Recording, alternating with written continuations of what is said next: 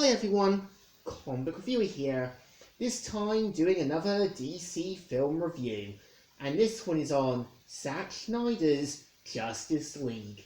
Now, as you know, Zack Snyder's Justice League was pretty much the 2021 director's cut of the 2017 film Justice League that was done by Josh Whedon after Zack Snyder had to leave for personal reasons.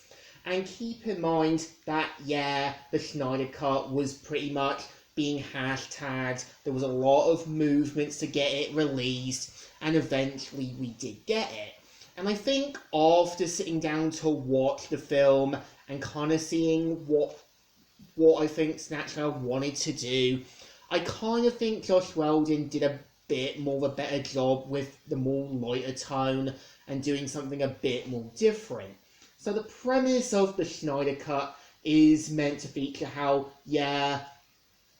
we kind of see how after Superman's death at the hands of Doomsday, we see how it triggers the sort of mother boxes around the area, attracting Darkseid's uncle, Steppenwolf, who is meant to be this disgraced lieutenant and is aiming to get back into Darkseid's favors, as well as pretty much transforming Earth into a copy of Apocalypse. And we'll see how, him and his army of parademons have to find the mother boxes, and we see how, Batman has to get the help of Wonder Woman, Flash, and Aquaman to take down Darkseid. I think the film has good ideas, but I think at the same time, it's trying to build things up a little too slowly and not really knowing where it really wanted to be.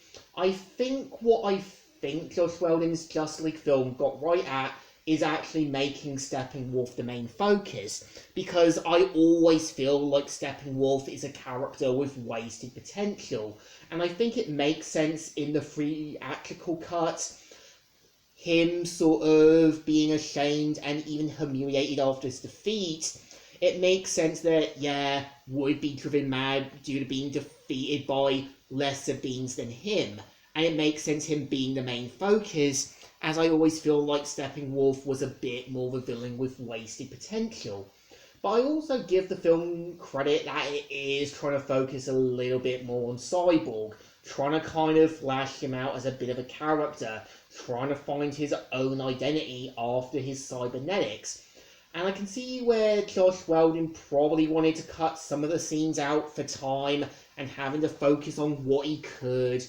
And the film also does have Martian Manhunter, who does play a role in helping Lois Lane, as well as letting Batman know when that they'll be ready for Darkseid's return.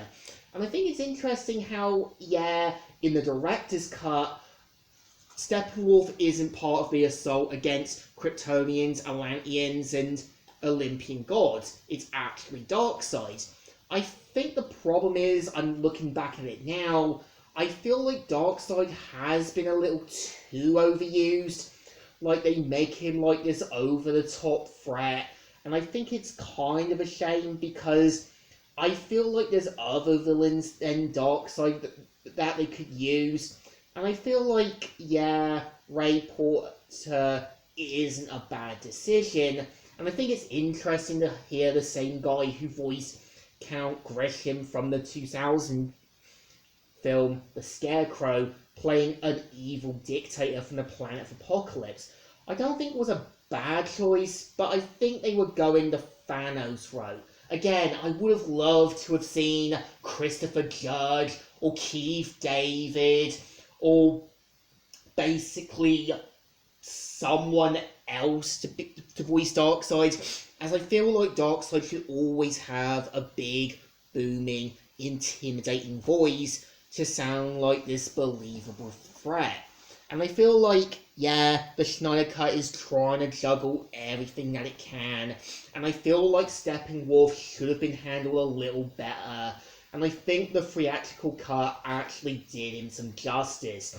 It made sense that he would be driven mad by his failure. He would have to make up for his screw-ups. And I think having the final cut, the theatrical cut, depicting him as a bit more of an armored warrior makes more sense. And I get it, yeah, the parademons sensing the people who have touched these sort of mother boxes made sense, but I kind of liked how the parademons would sense fear from people, seeing it as a way to torment them.